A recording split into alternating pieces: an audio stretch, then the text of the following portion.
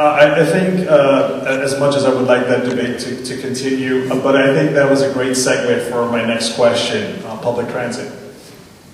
The pandemic has fundamentally changed the way people commute to work.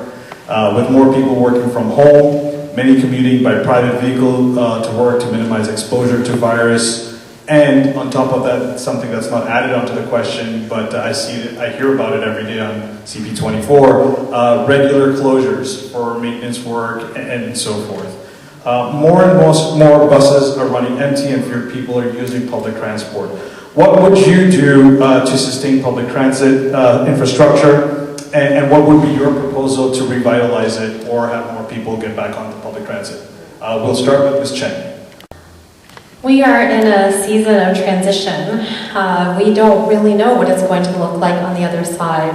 A lot of us have moved to hybrid, and there are a percentage of people who don't want to go back to Monday to Friday, going back to the office. So in light of this unknown season of change, I don't think it's wise to make drastic decisions. We have to wait until the dust settles to figure out what is the path forward, how is our transit going to be shaped. That being said, I spent many years living in Asia, in Taiwan, and the transit there is excellent. It is well funded, it is clean, and every station has elevators, bathrooms, and nursing rooms. In our City of Toronto version, so many transit stations don't even have bathrooms. And I wonder, who is at these design decisions, and how come no one's advocating for women, pregnant people, and pregnant women and seniors who need to use these facilities and shouldn't have to wait until they get to their destination? I do think that transit is critical infrastructure. We are going to keep rising in population, and traffic is in the forecast. As much as we hate traffic, we have so much development. If we look north of Steeles, all the way to Highway 7, there's so many proposed developments, there's so many in our own neighborhood. So the only way to mitigate that is to invest in transit.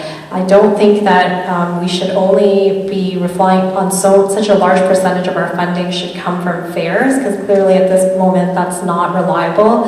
We should be advocating with our governments for more stable funding, because it is critical infrastructure. We are the economic center of our country, some would say, and therefore our transit is what holds that up.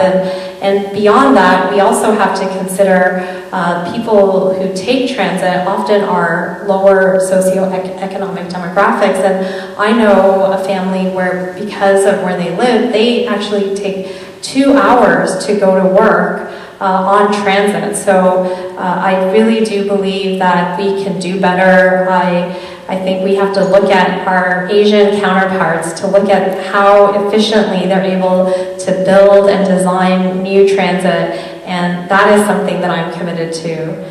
Thank you. Thank you.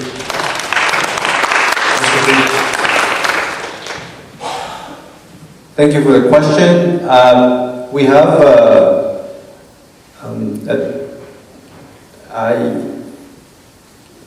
there is a problem on a lot of things with TTC, especially subway. Like I said before, my wife takes the subway, used to take the subway from Finch to downtown where she works.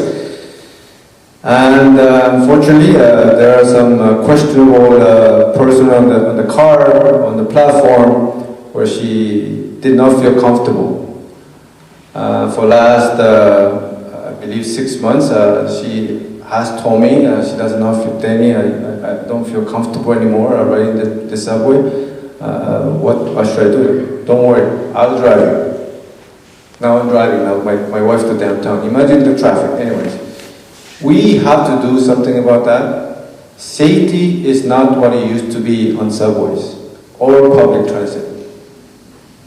We need to make sure we work with the police and with the TTC, making sure that people who travel on TTC, on public transportation, don't have to look back like my wife does. Don't have to worry about being delayed because of somebody pressed the button, the emergency button.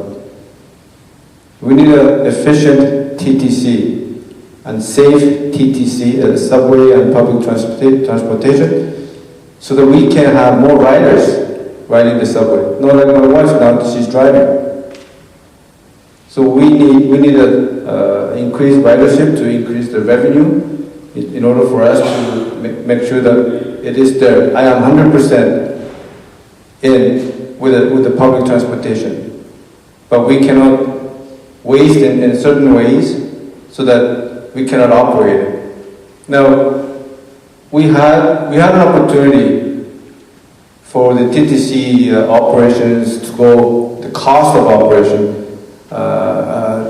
and other assets to go to province. I believe the province has offered, because city was having such a difficult time with funding of TTC. Our councillor Filian has fought against it, of funding having the TTC go over to province.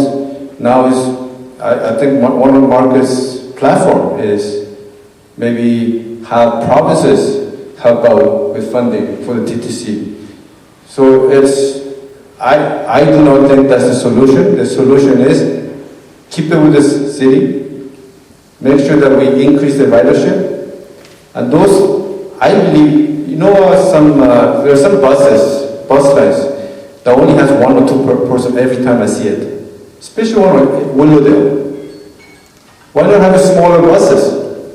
Instead of operating huge buses for one. My time is up. I would have let you finish Anyway, your thought. that's great common sense. Thank you. Thank you.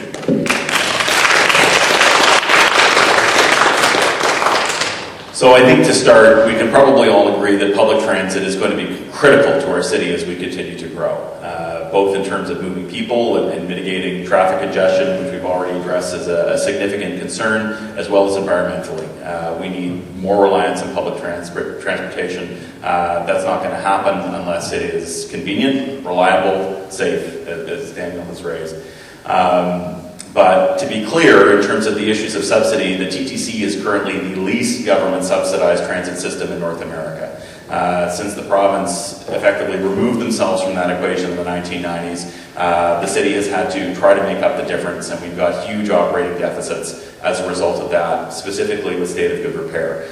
So nobody is saying no to more support from the province were they to come forward and offer it. They did put forward some money during the pandemic, but that is now being removed, and the city is going to have to figure out, how do we keep running the service levels as they have existed with only a fraction of the ridership, right? It's 70% of the ridership, 70% of the TTC operating comes from fares, and if we don't have that, then we can't operate the system. So we have to figure out how to get the ridership back up, to get the revenues back up so that we can protect service levels. That's imperative. We can do that by adding conveniences like Wi-Fi on subway cars, extend that through the line by using GPS to space out buses more efficiently and better on arterial roads, and looking at things like advanced signals at intersections so that vehicles can make it through the intersections more quickly.